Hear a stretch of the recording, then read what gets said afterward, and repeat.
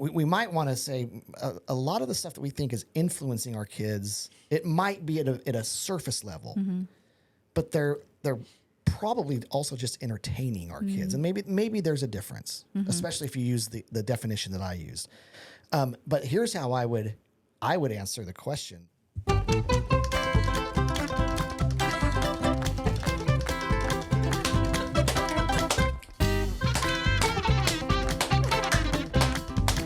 I think I'm off. I think offbeat. I'm the onbeat. stereotypical old white guy that can't even clap to a hillbilly song. Oh my goodness! Can we start over with can somebody count me in? Okay.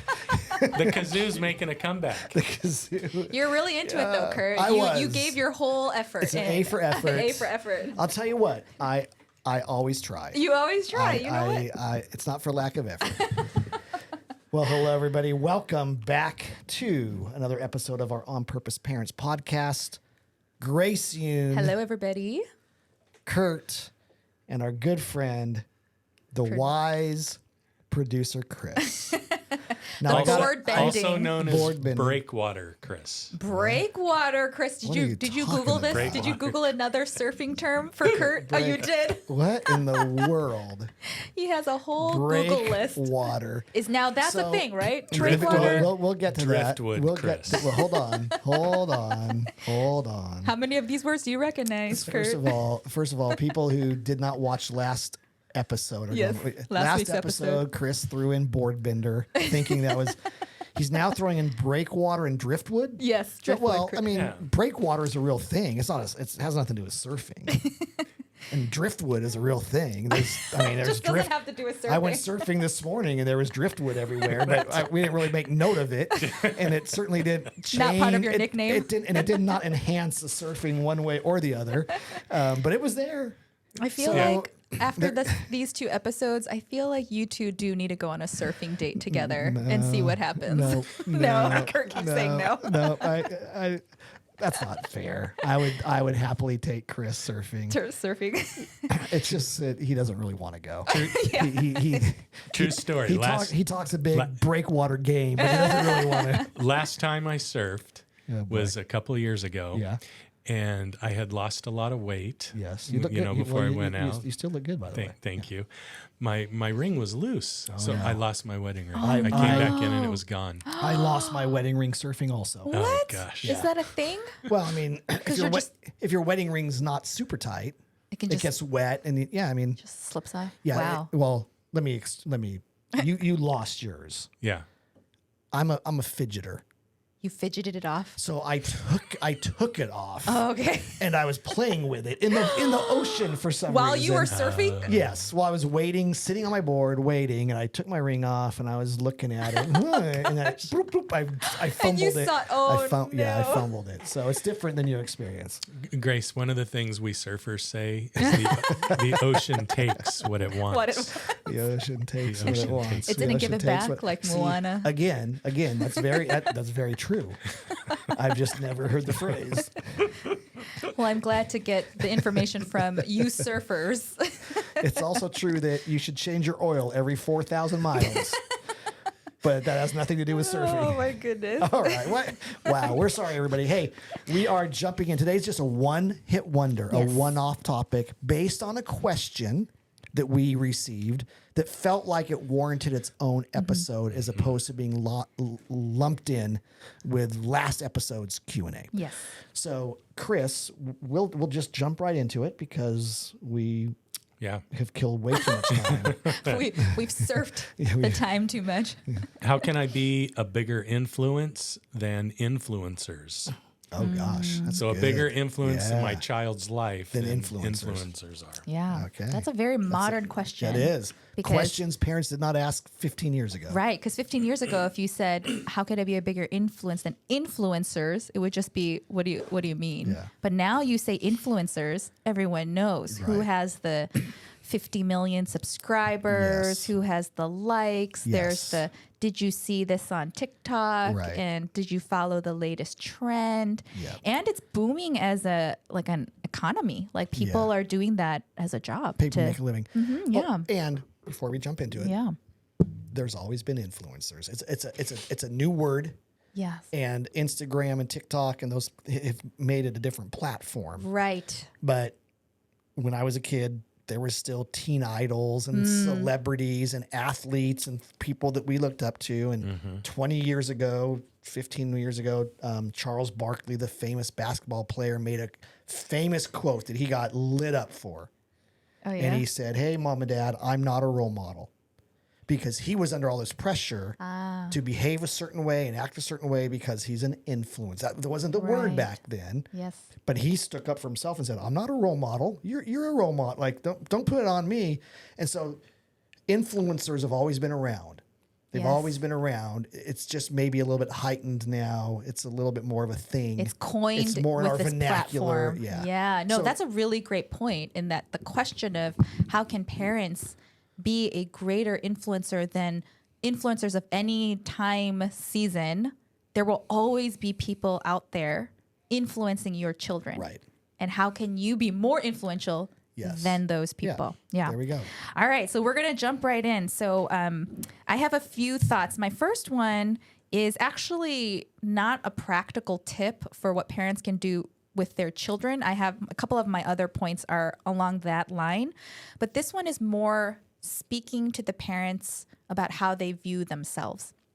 And my tip here would be to live your best life and to pursue your dreams. And what I mean by that is a lot of times parents, I think, maybe especially with parents of younger kids, and then you just kind of fall into that habit, is you live for the kids because early on they take up so much of your time. And really it's not an easy fix where you, as a young parent of young kids, feel like I have no time for myself. I barely have time to take a shower.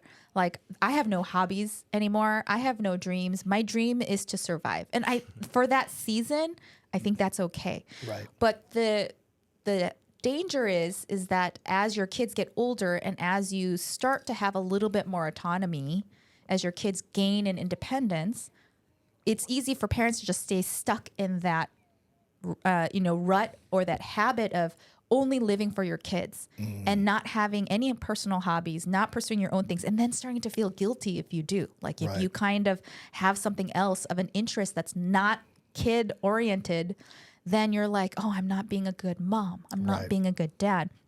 But when you think about it, like people who are influential are people like, let's say these influencers on YouTube or Instagram, they are showing their passion. They're enticing to your kids because they're excited about something and they're displaying it, and they spend a lot of time on their craft and how to message it. And so there is something about seeing people be passionate about something that sticks with people.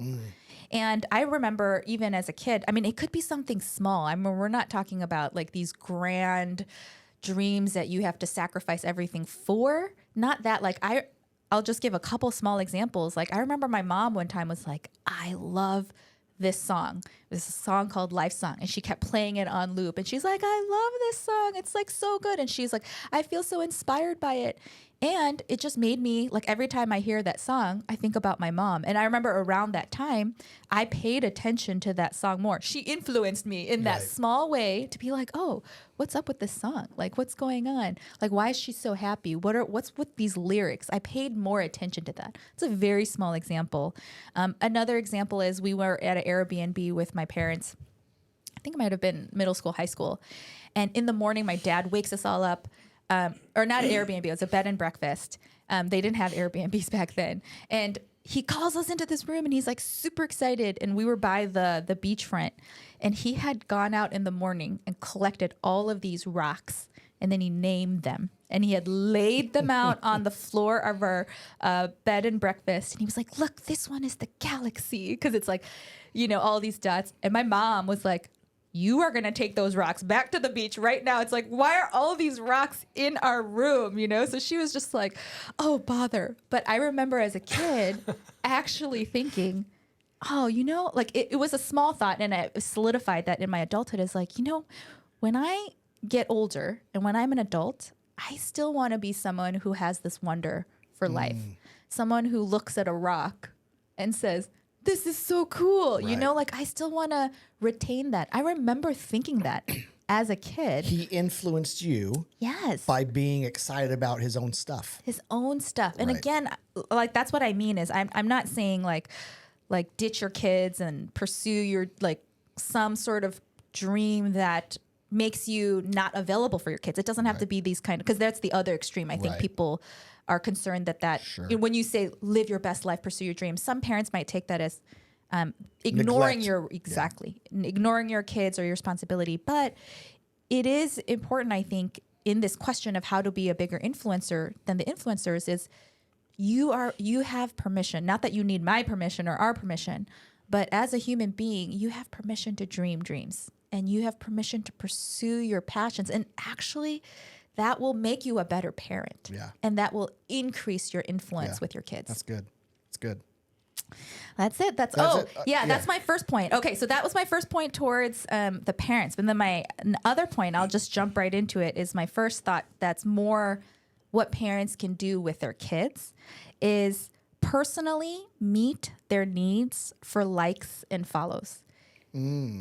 And I think a lot of what is enticing about influencers these days is there is something very easy for kids to grasp that they can see visually that meets a longing that they have to be wanted and to be desired. Because I believe every child deep in their heart, and I think every human being, is always asking the question, who am I? Am I important? Am I wanted? Am I loved? Am I valued?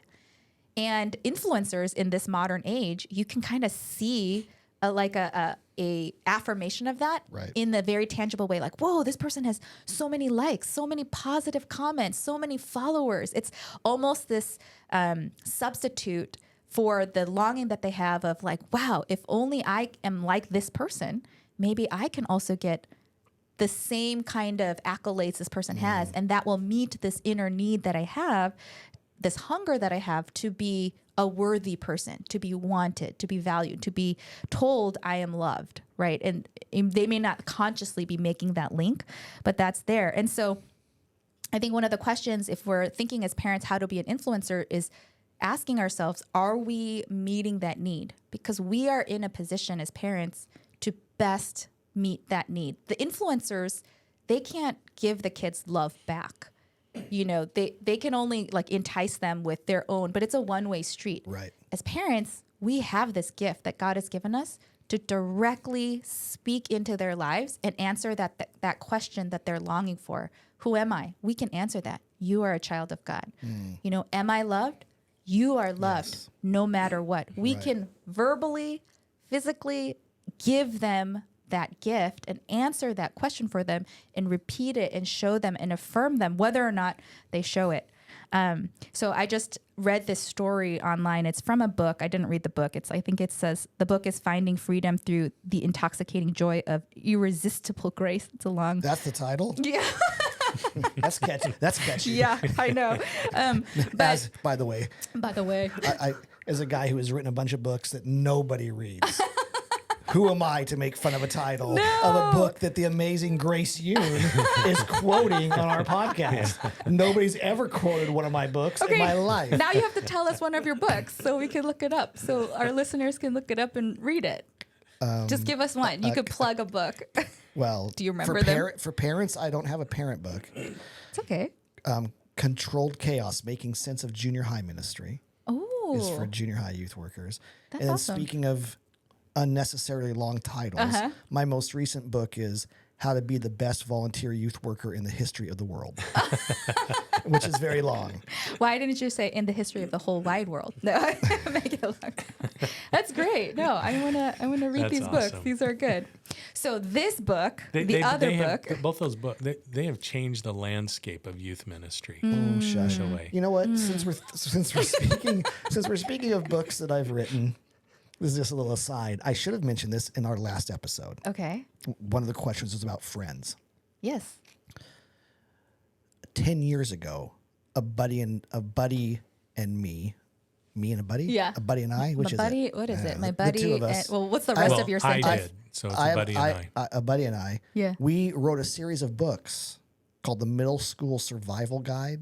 Oh, really? And we wrote a whole book called My Friends. Really? and it's dedicated to helping young teenagers navigate friendships. That's perfect. So if you're listening to this episode and you listened to last episode and you're thinking about the friendship quandary yes. for younger teenagers, early, Late elementary, early middle school. Karis. You need this book for Karis. Get this book. Go Okay. on Amazon. It's called My Friends, Kurt Johnson, Mark Ostreicher. Okay. It's really good. Well, I can remember the title. We can drop My that Friends. in the comments. That's a short title. That's an example of a short I know, title. right? The short title. That's good. All right, sorry. Okay, so we were talking about this book that I have not read. We're losing it here. We're trying to rein it back. Hold on. Another side note. Okay, here we go. How in the world are you quoting a book on a podcast that you haven't read? Well- you don't know what else is in that Well, book. no, you're right. That's true. So So maybe you I don't- need to. You don't know if you endorse everything. You know what? I'll You have to- but you do endorse this portion. story. Okay. Yeah, the Okay. story that I I've found never online. heard that in a sentence before. To like What? together, that there is a book that you haven't read. Oh. There's so many books that I want to read that I haven't. Okay. We're so far off the rails. All right, get back let's in. rein it in. Yeah. So this story, I'll just say the story that I read online. So we're talking about the need that kids have to just kind of bring us back to answer that question, who am I and do I matter? And how we as parents can have the gift of answering that question. So this story I thought just really resonated with me because it's also part of a journey that my family is going through. It was about an adopted child into a family, and she had actually been adopted into another family before, but that it didn't work out. So it was like an adoption that got dissolved, and then now she's with this new family number 2. And so I guess what had happened was with her previous family, they had this, I'm not sure why, but whenever they went to Disneyland, or Disney World, they would take their biological kids, but not her. So I don't know the reasons. She was adopted or they were fostering? She was adopted. Wow. Yeah. So for whatever reason, she didn't go to Disneyland, but the biological kids did. So now this new family, they had this trip planned to go to Disneyland, and they were all going to go. Like they weren't like excluding her. They was like a family trips. And then, but a month before Disneyland, her behavior started going bonkers. Yeah. Like everything, like disobedience, just acting like meltdowns. She just started having these really bad behaviors. And it was like, what is happening? And a week before, they were having a conversation, and it was the dad that's telling the story. And he wanted to talk to her. He's like, hey, let's have a conversation. And the first thing that she said was, you're not taking me to Disney World, are you? And he was like, no, like, are you part of the family? And she's like, yes. Is this a family trip? She's like, yes. Then we're going to go to Disneyland or Disney World. And so then they go to Disney World, they spend the day there. And he writes that evening, it was like finally all that facade came off her. And she was like cuddling with him. And she said this statement. She said, I didn't go to Disneyland because I was good. I went to Disneyland because I'm yours. Mm. And as a dad, he was like, oh, that was such a beautiful moment where she was starting to understand, I get to go to Disneyland because I'm part of this family. It had nothing to do with my behavior.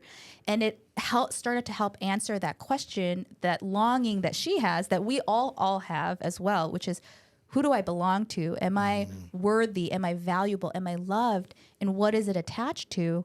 And so that story just really made an impression on me. And I think, again, one of the best ways you could be an influence to your kids is to answer that question that they are longing for, because they are going to be drawn towards whoever or whatever will be able to give them that need and the desire that they have. And if they don't find it in the house, they're going to look for it somewhere. Right. And so just knowing and acknowledging that they have that longing.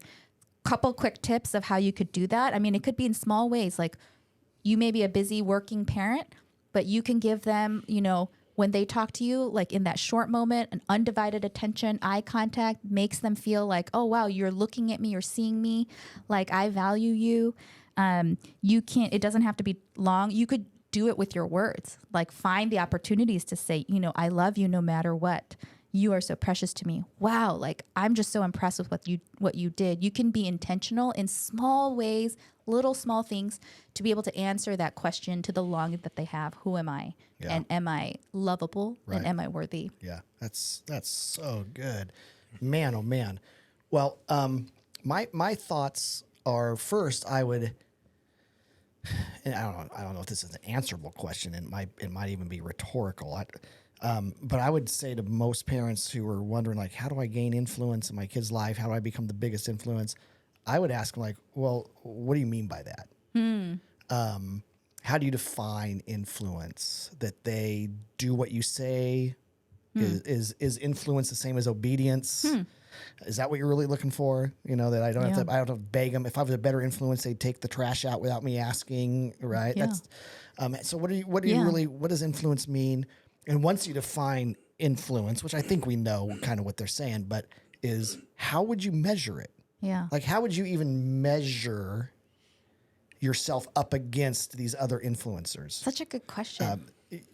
So how would you answer that? I'm curious, like, so, because we didn't even talk about that. I just sort of jumped in to talk about, like, sort of implicitly saying, how can we influence? But you're actually starting and asking, well, what do we even mean by influence? Right. So how would you define influence? Well, how would I measure it? And define it and measure it. Well, I mean, I think I didn't know you were going to ask me the question. When you're thinking about, let me share something while you're thinking about that part. Okay. Because it kind of triggered something I was looking at earlier. I was kind of scrolling through YouTube and the shorts, and there's this Think Media channel that's amazing. I love it. A lot of technological stuff.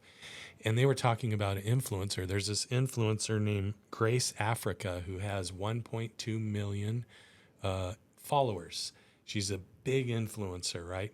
So she has a meet and greet recently where 0 people showed up.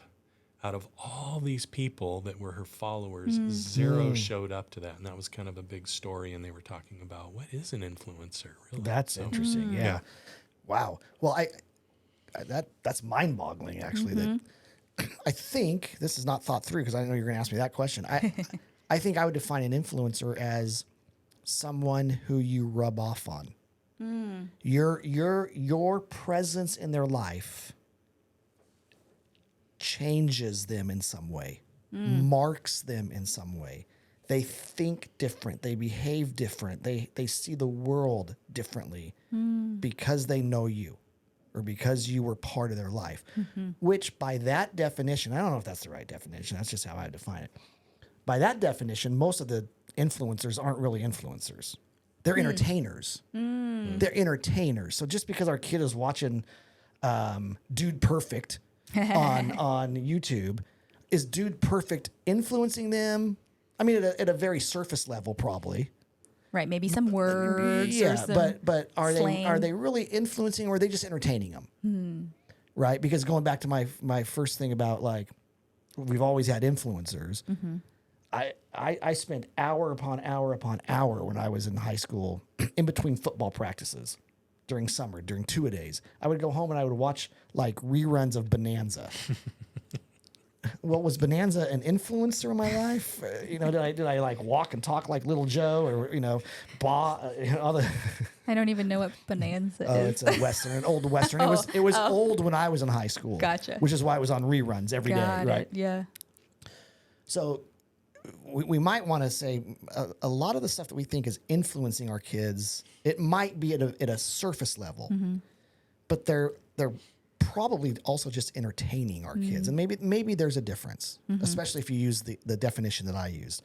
But here's how I would answer the question, like, how do you measure it? I would say, well, you don't have to measure it, because the reality is parents are the number one influencer in their child's life, period. Parents are the number one influencer in their child's life.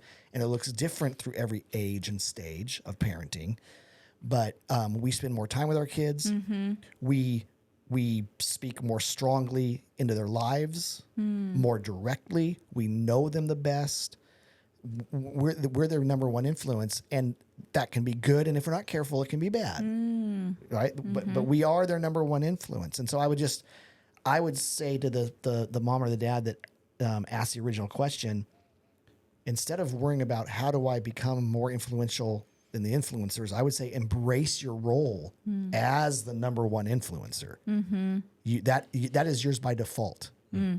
Now, what happens is we advocate that position, and we, especially with adolescent kids, what happens is in adolescence, we feel like our influence is waning because friendships are a bigger deal. Yeah. They used to want to go on family trips, and now they roll their eyes and beg out of them. Do I have to go with you guys to the beach? So sad. Do we have to, right? Or Right. they used to want to walk through Walmart or Target with you. Yeah. And now they're like, if I have to go to Target with you, Fine. Dad, Yeah. fine. But I'm not, don't make me, do I have to stay with you? Right? Can you just slow down to 5 miles an hour? I'll jump out of the car when we drive by the school versus walking me to school. Right. Right. And so what happens is parents, we let our insecurities kick in and we go, oh man, they're rolling their eyes. They want their space. And so we give them way too much space. We start to dip out when we need to lean in. Because during early adolescence, we need to lean in appropriately, Right. and give them the healthy space, but also more of our influence, more of our presence, because they're wrestling through questions and going back to the last episode, friendship issues and struggles and peer pressure and all that stuff's cranking up. And we don't know what to do. We get nervous. They don't want our presence. They're shutting the door. They want their privacy. And so we go, well, I guess I'll just kind of bail out. And what happens is that creates what I would call an influence void, an influence vacuum. Right. And there are people who will fill that void. They will fill that space. Right. Right? Going back to because we all have this built-in desire to be wanted and accepted and figured out and known. And if mom and dad aren't doing that with our adolescent kids, our teenage kids, somebody else will. Their friends will. So friends become the number one influence out of a leadership or an influence void. From a mom and dad lean out, friends lean in. This is anecdotal, but Wayne Rice, who was one of the founders of one of the leading youth ministry publishing companies, he was a very strong proponent of this opinion that especially teenagers, but even kids, they will gravitate towards the oldest person in the room who takes them seriously. And it's interesting. It's interesting because I have 2 grandkids, and if my in-laws are at our house, Yeah. and the Miller and June come in, they'll run right past me to go hang out with Mimi and Papa. Oh. Older, Yeah. take them seriously, Wow. right? And so, mom and dad, I would just really encourage you. Your kids want you to be the number one influence in their life. They don't know how to express it. They don't always respond the way we want them to, expect them to, but you are often the oldest person in their life. Take them seriously, like them, enjoy them, cherish them, and they will gravitate towards you. Not always every Yeah. time and every moment, but behind every eye roll, behind every do I have to go to the beach with you, oftentimes is this sense of security and safety and I know I'm loved. In fact, oftentimes it's the knowing that they're loved and secure that they can say, do I have to go today? Right. That's right. Yes. So yeah, all that's of that good. to say, you are the number one influencer. Don't give it up. Don't hand it to somebody else. Right. Because it's yours and they want that. Yeah, that's really good. I really appreciate especially what you're sharing about the kids may pull away, especially during the adolescence or junior high years, but that doesn't change your role as the Right. number one influencer in their life. And so it's not, don't have your role as an influencer be dependent on them. Just own it, like you. Right. That's your point, and not have that influencing void. That's Now, so good. You can lose it. Sometimes we advocate it, but we can also lose that role if we're overbearing, Yes. if we're extreme helicopter parents. This is Kurt unhinged right here for a second. Like when moms call themselves mama bears, Yeah. I get the heebie-jeebies. I hate it. Because the extreme version. It's so extreme. It's so. I get the heart behind it. Like, don't mess with my yes, kids. right. But oftentimes, mama bears are helicopter parents, overbearing, in their kids' business all the time. And then, if that's the case, they do lose their influence. Right. Because kids push back against that. At some point, they start pushing back and wanting less and less and less of that presence. Right. Because it's overbearing. Yeah, that's true.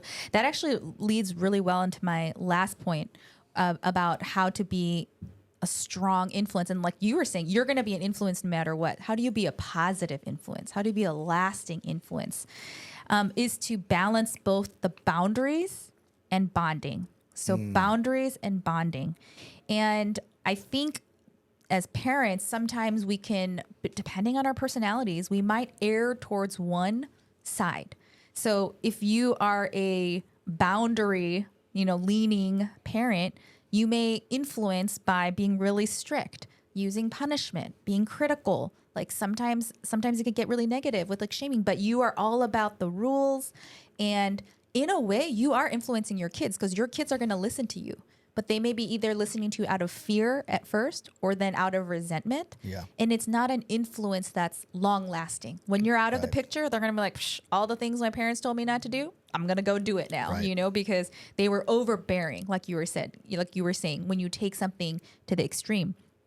On the other hand, if you only have bonding or the affection or the connection without the boundary side, sort of the limits and the rules, that is not a really strong influence either. You could almost start to lose respect when you have warmth. I mean, all of that is good when you're there for your kids, but when you don't know how to follow through on what you say, like you say there's going to be consequences, but then they're like, please, mom. And you're like, okay, like Right. you're all care, you're all kindness and all affection, but without any like structure or follow through, that you will lose influence in that way too, in that extreme. And so I think, and this is true not just for parents, but I think when you think about the people that we are the most influenced by, you need that balance of both. Someone who shows you the emotional connection and the genuine care. At the same time, they know how to establish limits, follow through, on their word, responsibility, boundaries, and to implement that. I think those are the people that can have a lasting influence. Those are the people that I look up to, that there is both that respect, but also the loyalty almost. Like, I know you care for me, so I care what you have to say to me. But I also know you are going to give me good advice and you're going to call me out if I kind of stray. And all of that balance together is, I think, where you can find that sweet spot of a lasting influence, not just a temporary influence or a superficial influence that's done by force or like by just like coddling. So just to close that thought up is, so then what does that look like in parenting, right? It might be a good concept, but how do I as a parent, what does that look like to balance both boundaries and bonding? So small examples, and hopefully this can just stir the creativity in parents to imagine and think what it might look like in your own life, is that you should be a parent that enacts discipline, but under this philosophy, sometimes you may decide not to issue consequences. Right. So for example, let's say your child comes to you and they broke your laptop. I don't know, like they did it, but they're coming to you and they're gonna be honest to you what happened, and you can tell they're a bit terrified and super remorseful, and they're like, I'm so sorry, like this is what happened, I totally screwed up. I mean, the kind of the balance of the bonding and boundaries, you may decide in that moment, like, okay, I'm not going to give you a consequence because you're suffering enough. Right. I can see that, and I'm going to make that kind of judgment, and then talk about how to avoid that in the future. Or, maybe it's not like a punishment, like, I can't believe you did that. It's like, maybe it's not like an angry response. Can I hit pause? Yeah, for sure. Because I hear that and I go, heck yeah. And people might be going, okay, but how's that influencing them? It's influencing because you just modeled grace. You modeled forgiveness. You modeled everybody makes mistakes. You modeled things go better when you're upfront about your mistakes than when you hide them And lie about them. And all of that, we are always influencing our kids.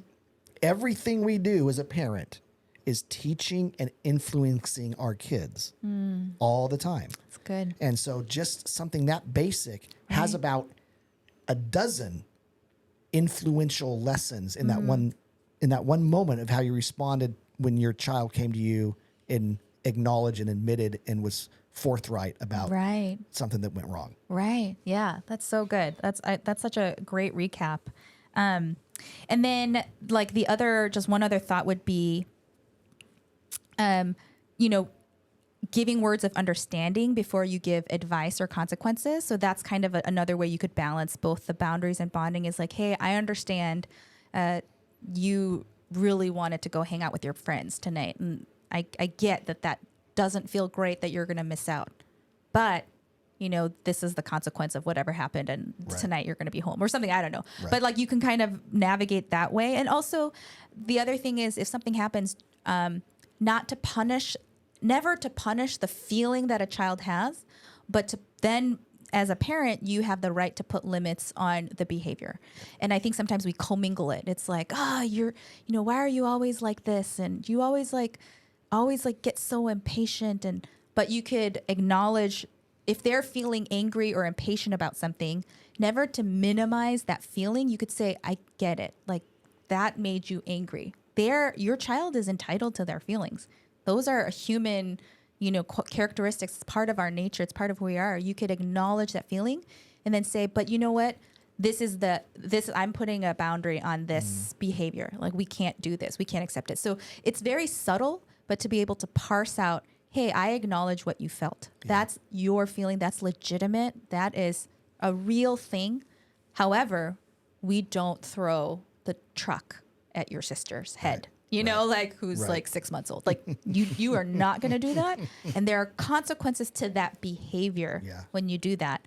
But I get feeling angry and all that stuff and impatient and how that does that. So that's just small ways to do the whole balance. And it's not easy. There's no like right or wrong way all the time. But it's, again, I think it's this whole podcast too. What we're hoping to do is just generate some ideas, some creativity, some hope of like, being more intentional, thinking about how can I view the situation with my kids and ask the right questions and take the one next step. And keep it in perspective. How many of our listeners, before I say that, I don't want to forget, I apologize to any mama bear I may have offended earlier. I love mama bears. Moms play a very important role of protecting and looking out for our kids. Sometimes we mama bear out of fear we get a little bit overboard with our mama bearing. That's all that was my only. You're talking the extreme version. I love the mama bears. Yes. But the perspective piece is how many of our adult listeners, all three of us in this room, I guarantee, and probably every single one of our adult listeners has numerous times said, "Oh my gosh, I'm acting just like my dad." Oh my gosh, that was my mom. And I just said what my mom said. Yeah. Because our parents were the number one influence in our life. Right. Our kids become like us. I have never once said, "Oh my gosh, I just acted like Taylor Swift." Oh my gosh, I'm becoming one of those YouTube characters. Yeah. Or in my case, I've never once said, "Oh my gosh, I'm just like the guys on Bonanza." No, I'm like my parents. You're like your mom and dad. You're like every one of our listeners. And so, mom and dad, you are the number one influence. My challenge to you is how are you influencing them? Mm-hmm. When they say, "Oh my goodness, I'm just like my mom or my dad," is what behavior were they engaging in that moment? Right. Was it because they lashed out at their kid? Oh my gosh, I'm just like my dad who lashed out at me all the time, because that was an influence. Yeah. Or when it's in a good moment, you go, wow, you know what?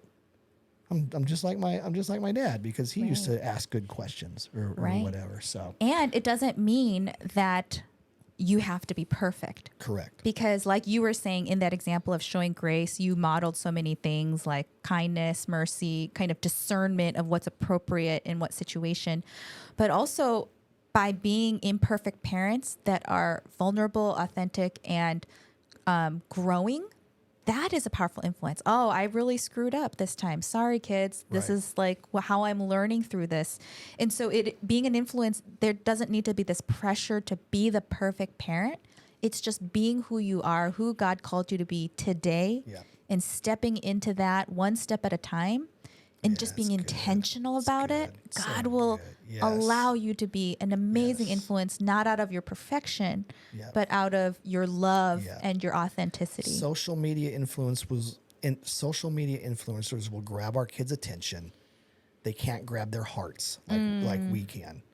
It's they have their attention. Big deal. Kids give their attention to stuff all the time. Don't get too worried.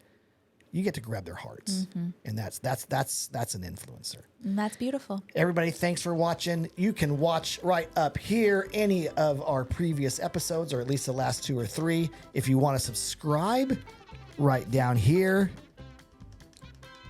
Is that like Three Stooges music? What is happening? Clap us out. Come on, Kurt. I can't. I tried Round to clap. two clapping. No, I'm not even going to try.